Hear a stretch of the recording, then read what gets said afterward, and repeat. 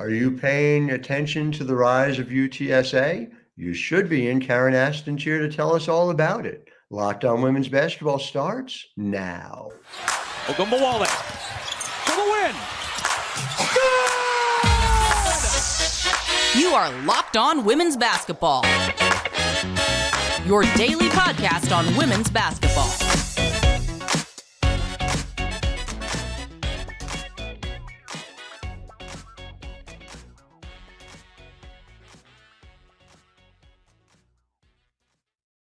Well, hi, everyone, and welcome to Locked On Women's Basketball. I'm your host, Howard Megdal. I want to thank you for showing up for us every day, making us your first listen. We are here for you 6 days a week, and over 100,000 of you showed up in September alone. We are on track to break that record in October. We've done it 4 months in a row. I've just been so gratified to have all of you with us. Make sure you're subscribing wherever you get your podcasts. And more importantly, it's not just me, it is the incredible group over at The Next, where we have over 100 reported pieces every month on the past, present, and future of the sport. TheNextHoops.com, where you can subscribe for $9 a month, $72 a year. It is the Women's Basketball Network we have always wanted, and now it is here.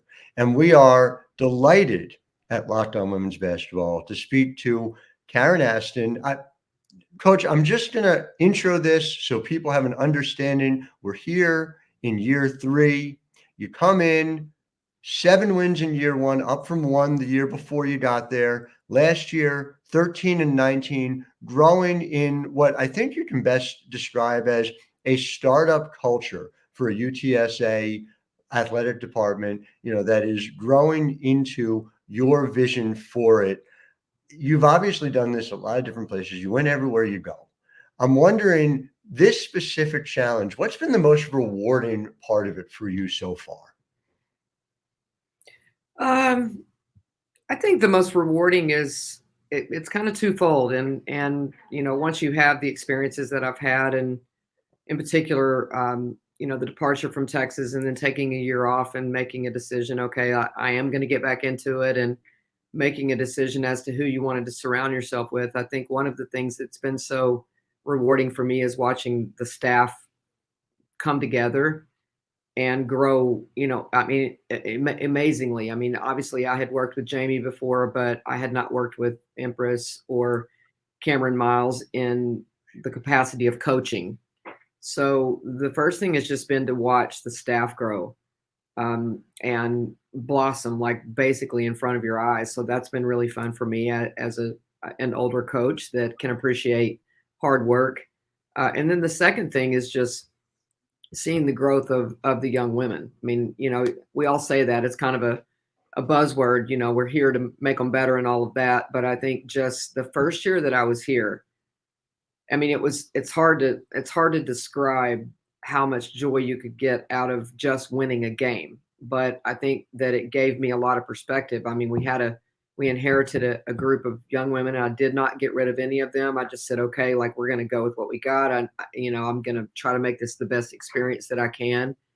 And I mean, again, you expressed it. They won 1 game the year before. Right. And when we came in, the first win, I mean, I still remember it like it was yesterday, and to see the joy in their eyes and really the confidence building.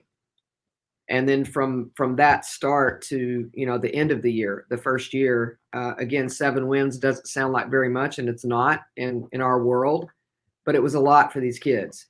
And just to see their confidence from day one to the finish, and how much they enjoyed the process of it was, I mean, that was the most rewarding thing for me. And then last year, we had a whole new group. We had some turnover, graduation, injuries, career-ending injuries with several kids.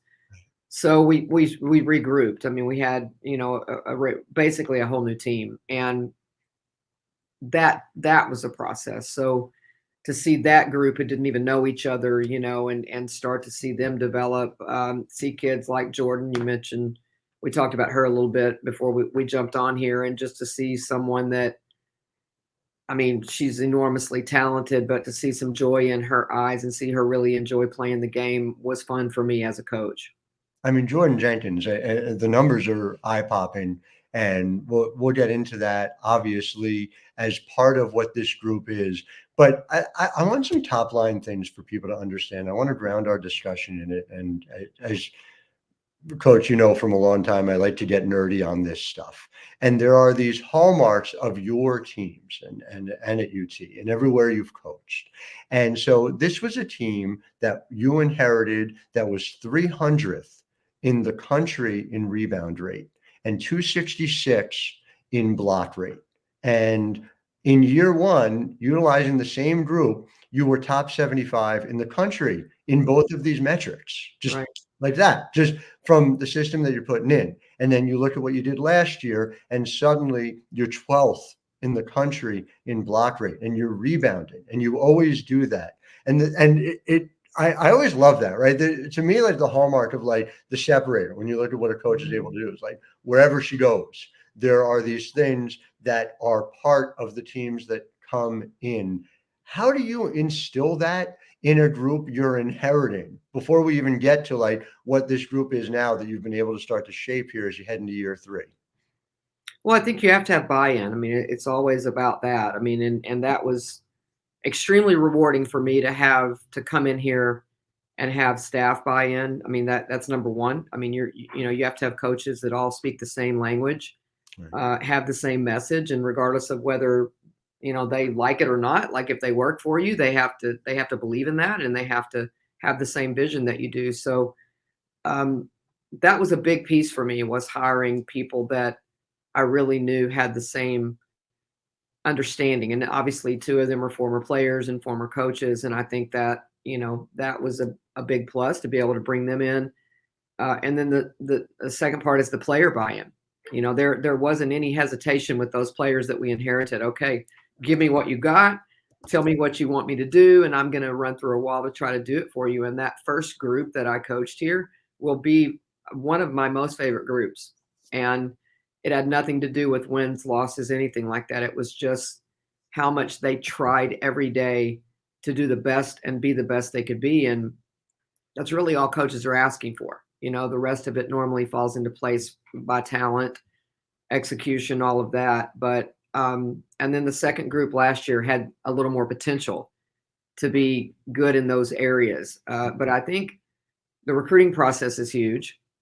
Howard, I mean, I think we have to recruit to what our system is and what your head coach's beliefs are. I was listening to a podcast one time with the Sampsons at Houston, and Kellen said, like, I have to recruit to my head coach's system, and what his beliefs are. And if you don't do that, then you're just, you're going to beat your head against the wall. So I think it starts with the recruiting process, and we're trying really hard to recruit players that do want to rebound and do want to defend and want to get out and transition and have the ability to do that also.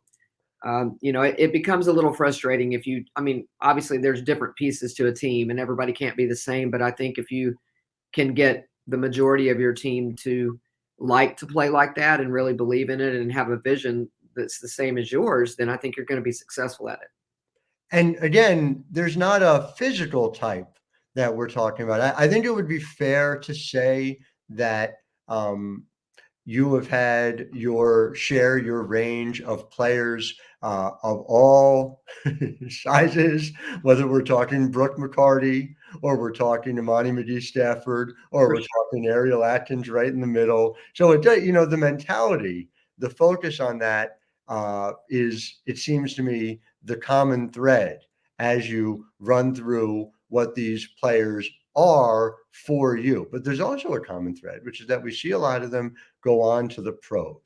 And I do wonder, and as you think about the group that you're developing here, this is now a team that is heading into the AAC, which is a frankly a criminally underrated conference that is capable of producing pro players and does on a consistent basis. Mm-hmm. Is part of this conversation, whether it's with the Jordyn Jenkins, who we'll talk about even more in segment 2, or even the players who are looking to come here, is, look, this is what I've done throughout my career. These are the players who are in the WNBA now, this is what we can be as well, even as you're balancing that against the system you want to run.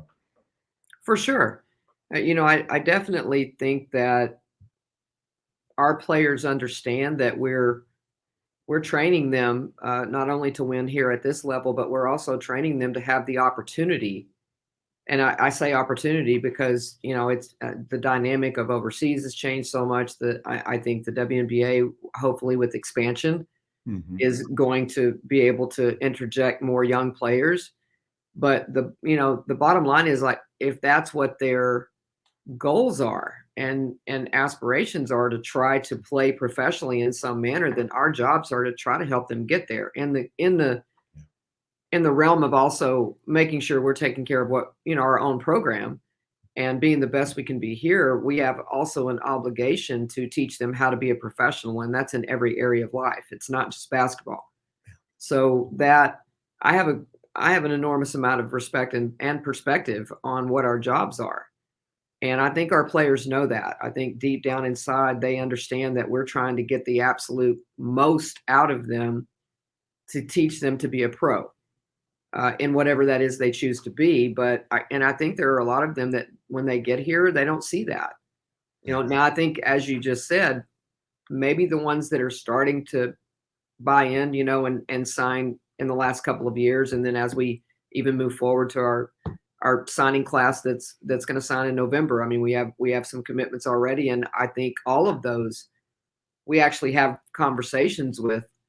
What is your pro potential, and what are your aspirations, Right. professionally, and then I think that the players understand that we're really trying to get them to that point. I mean, I have former pros on my staff that understand what that has to look like every day, what the training has to look like, what their approach has to look like. So I think that, are we going to have, a draft pick every year? I mean, I don't know, but I'd like to think that we're approaching it where we're trying to do that.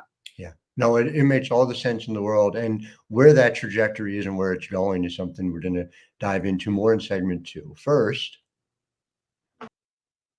Locked On Women's Basketball is brought to you by FanDuel. And FanDuel has an offer that's really going to help you if you want to bet this NFL season. FanDuel is America's #1 sportsbook, and new customers get $150 in bonus bets with any winning $5 money line bet. So, yes, not the Giants.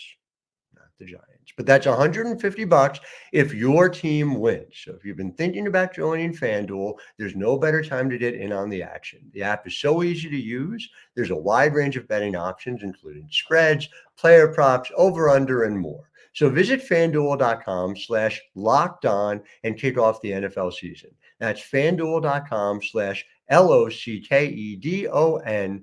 FanDuel, official partner of the NFL. I'm just I have to hit one more thing on the history before we move on to the future, which is to say that you came to Texas. You, after year one, made the NCAA tournament every year. You advanced every year. It took a literal global pandemic to keep you from 20 wins and making noise in the NCAA tournament. I'm just going to let those numbers sit there and let everybody kind of drink them in. Okay, let's talk UTSA now, because I want to talk about Jordyn Jenkins. And let's just get through the numbers, the top line first. It is one thing to have the production that she had, north of 20 points per game, but for her to do it, shooting better than 53% from two, being able to get to the basket, already near 30% from three. I know that's going to be, I would imagine, an area of focus. 7.5 rebounds a game. Turnovers are probably higher than you like as well. But take me through what you see. What are the opportunities for Jordyn Jenkins to take the next level forward?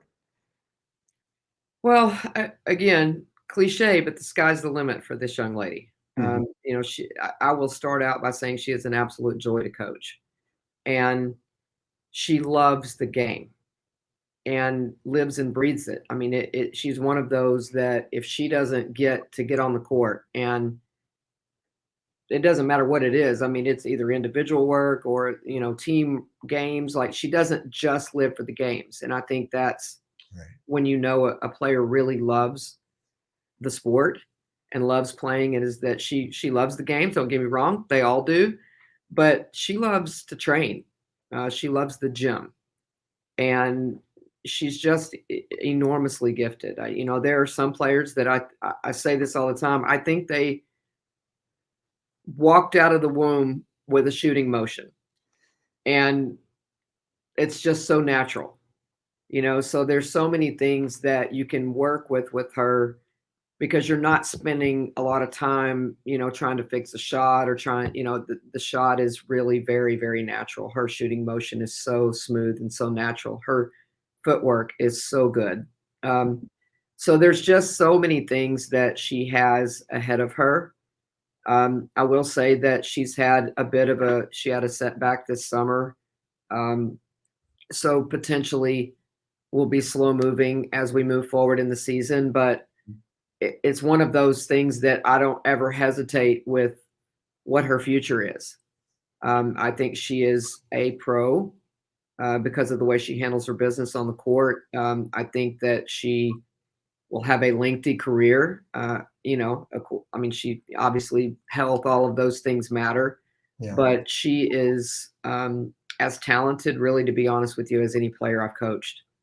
And that's saying a lot. I mean, when you talk about some of the players that I had the opportunity and the privilege to coach at Texas, and even Charlotte. I mean, one of the best players I've coached in my career played at Charlotte, Mm-hmm.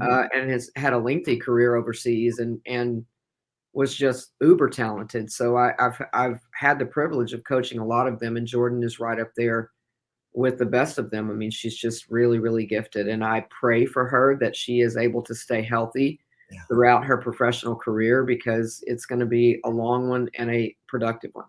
There's two things to tease out of that to me. And one is, it's not just that you've produced pros who have done more at the pro game than even necessarily expectations were coming in. Now, I will just say, Ariel Atkins, we had our expectations for her that were through the ceiling.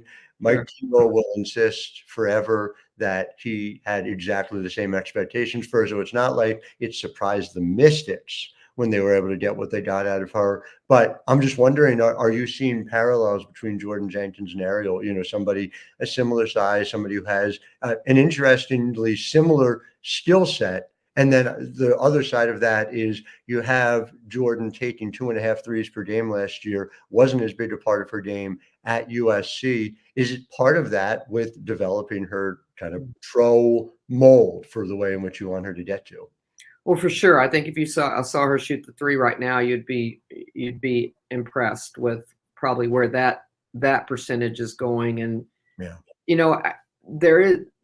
Let me say this about Ariel. Ariel was made to be a pro. She is who she has been ever since I saw her when she was in the 8th grade.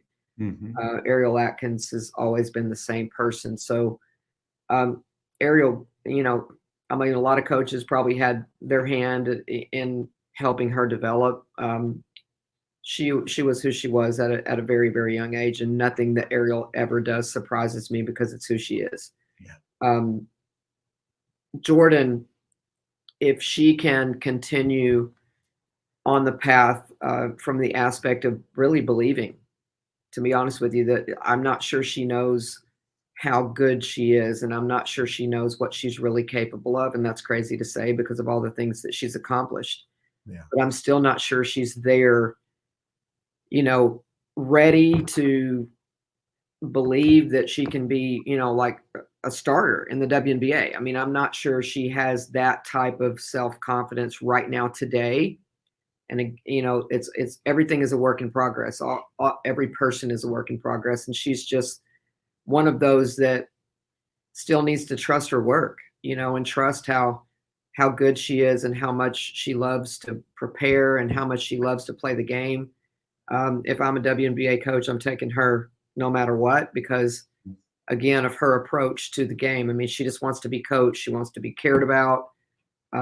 She's going to be really terrific, but there's an approach that you have to take in the pros, to not let other things, surroundings bother you to make sure that you stay on track and all of that. And I just think she's still getting there with that. But again, I started with the sky's the limit because that's what it is with Jordyn. With Jordyn, with Kira White, you have a couple of players coming over from USC, and I'm always intrigued by that because I think there's been a lot of breakdown of walls in the way in which a lot of people think about where pro talent comes from, where even, there's a power 5 or no, there's a power 6 or, I'm old enough to remember WNBA front office members saying to me, yeah, she's from George Washington, so I'm going to put all those numbers that John Paul Jones put up and put them aside. She's not a pro level talent. And that John Paul Jones was the 6th overall pick in that draft. It kind of blows your mind. Right. And I guess from your perspective as a coach putting it together, where things have changed so much in the past 3, 4, 5 years in terms of where the talent comes from, has your mix changed when you think about how your team ought to look, before you even get into the fact that it's 5 classes in 4 as we've had to navigate, that extra COVID year? That has been an interesting dynamic, even to the point that my team this year has still a mix of players that could stay another year, right? And could not. They could graduate, move on. So it's. We all deal with the same thing. Like you're really just coaching one team, right? You're just coaching, which is what we're all supposed to do in the first place, to be honest with you. We're supposed to stay in the moment, right? And that literally is what we better do now. Mm-hmm. You recruit. I'm still a fan of recruiting freshmen. Mm-hmm. There's something inside of me that may not be realistic about buy-in and, people wanting to still have a legacy somewhere.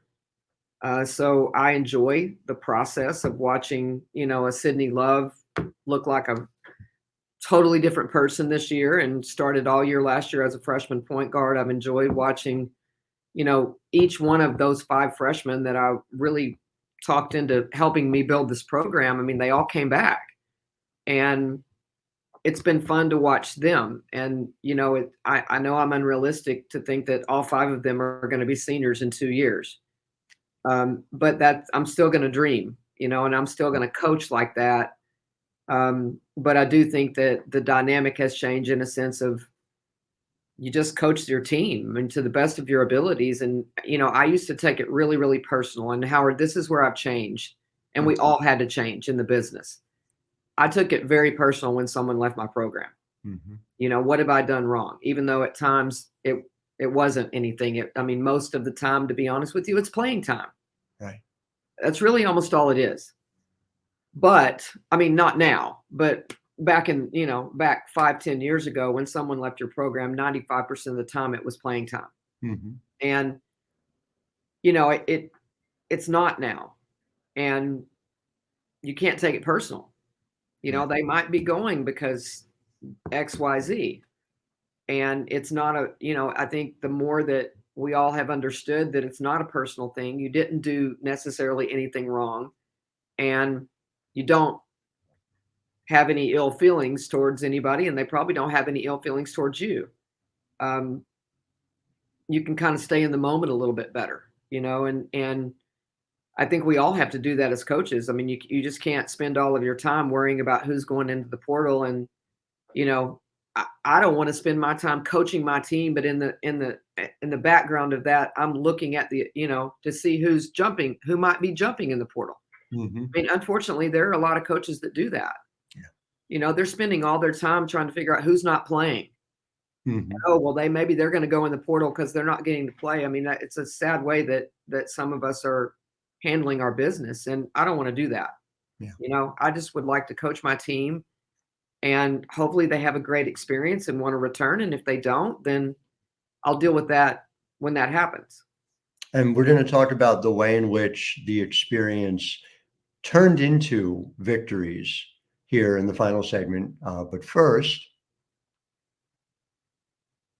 Locked On Women's Basketball is brought to you by Jace Medical. Now, look, we spent a lot of time talking together. We get fired up on everything that happened in the world of women's basketball, and I'm thankful for that connection. So I want to share with you about what Jace Medical offers. You can get a 1-year supply of any medication. You don't have to worry about whether you can refill your generics. You can make sure, even if there's extended travel, a natural disaster, supply chain issue, that you are covered. Go online right now to jacemedical.com to receive your 12-month supply of your daily medication.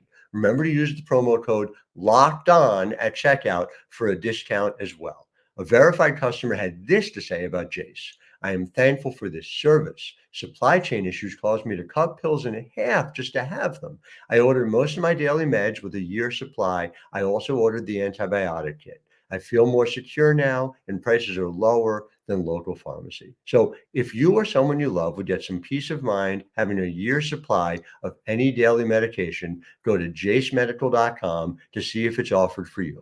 Remember to use the promo code Locked On, that's LOCKEDON, for $20 off your purchase.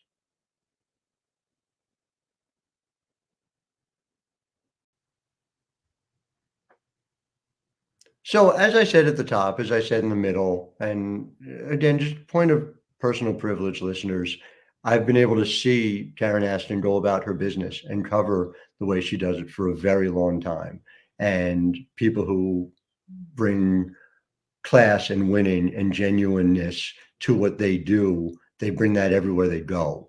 So I'm not surprised as I'm sitting there last spring and I'm watching this team that had 1 win before you got there and 7 in year 1 go to 13 and finish stronger than you started and get those wins down the stretch. And so I think it's important that people pay attention to what happened there. But I want you to take me inside what that felt like, what that change looks like. As we know, winning is like that final lock when you're opening a safe, getting into place, and all the other numbers can be there. But until you get that final lock and turn the key, it doesn't happen. So what happened? And then specifically, we're going to talk about Sydney Love because she's such a cool young player to talk about. Absolutely. I mean, again, there were games at the beginning of last year that I thought, we all thought we should have won. Let a lot of them slip away, and that was disappointing because we legitimately probably could have had 18 wins easy. We probably let 4 or 5 games slip away, one reason or the other. Young point guards, chemistry not quite there yet with so many new players, not really understanding roles. And I will say it was a big adjustment for our team to have a player that could score the ball like Jordyn, and really understand, okay, how do we get her the ball at the right time?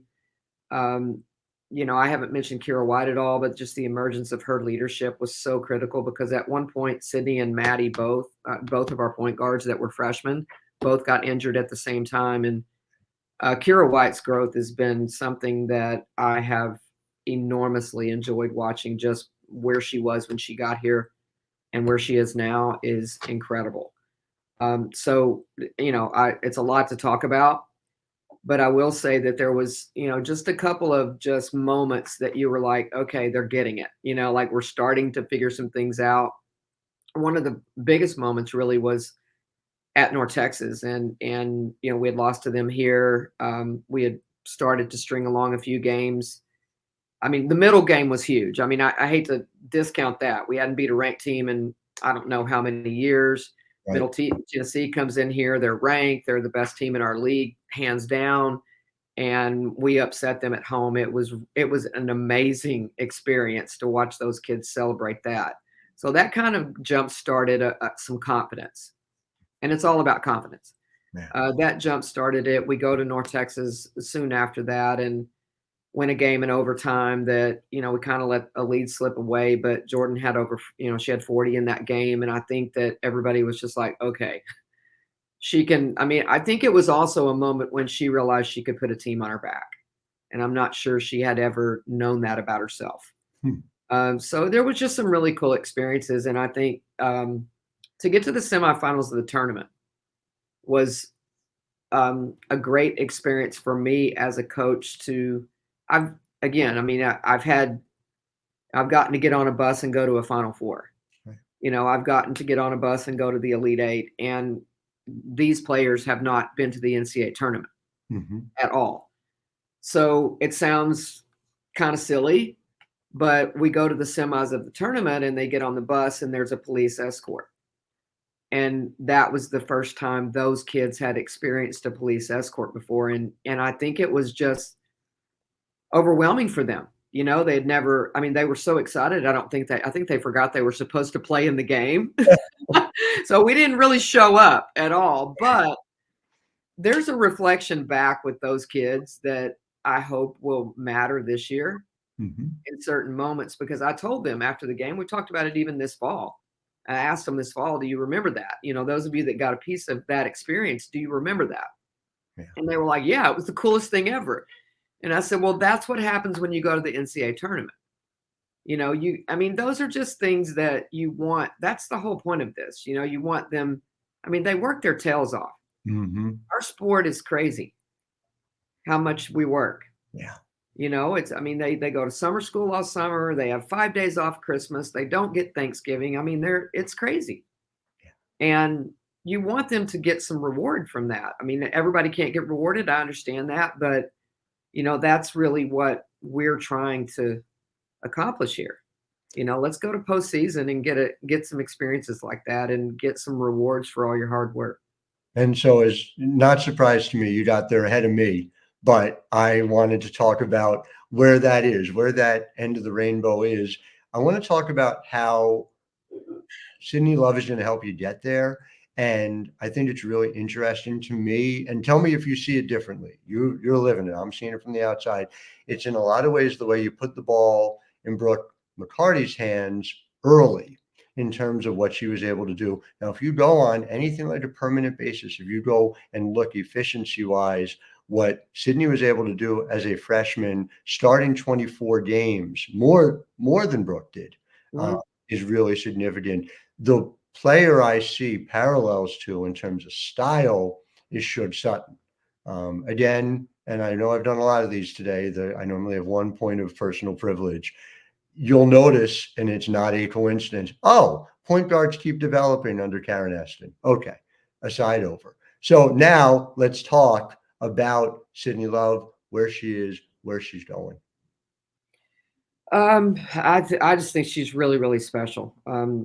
She grew up in a household that clearly was basketball driven and sport driven. Her brother plays at Baylor and another brother that's played, a sister that played another sport. And so it's just a sport family.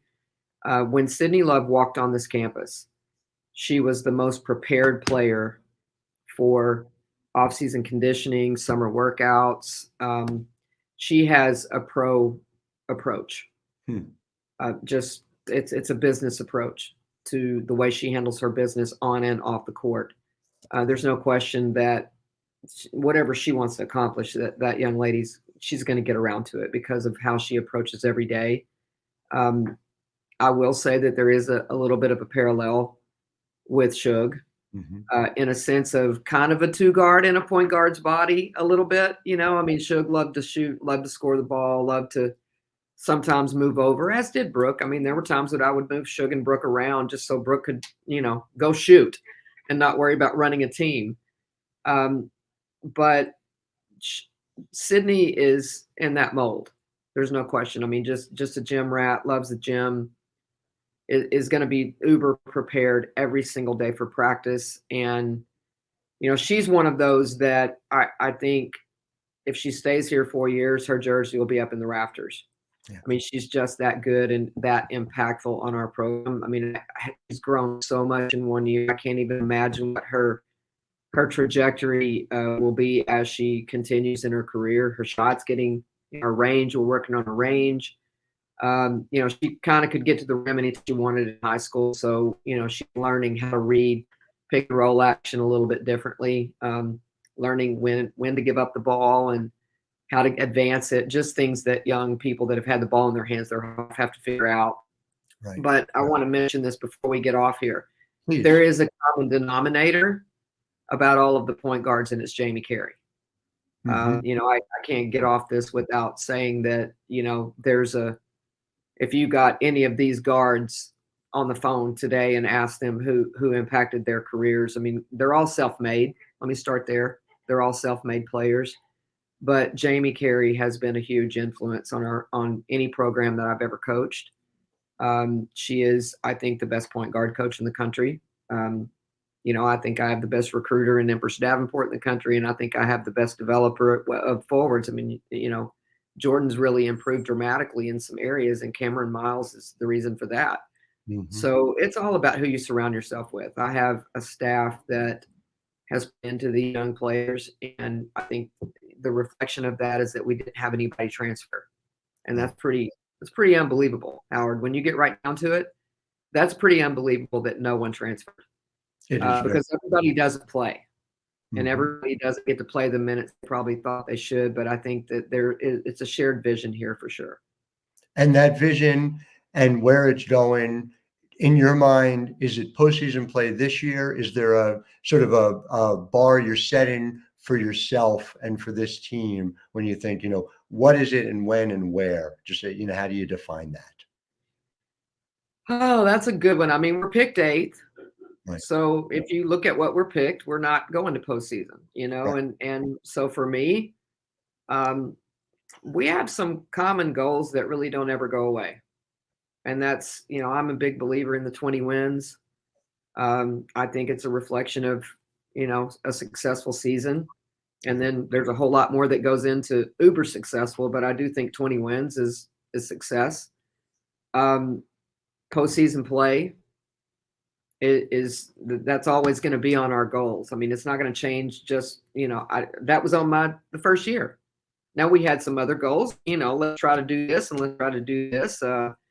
But we're always going to. I mean, that's the goal. That this team has talked about it from day one. I think it was that feeling in that conference tournament of we got to the semis, we didn't know how to handle it. We didn't know how to get over the excitement of being there and couldn't even refocus and get ready to play a third day in a row. And now how do we get ready to play possibly 4 days in a row, to go to postseason?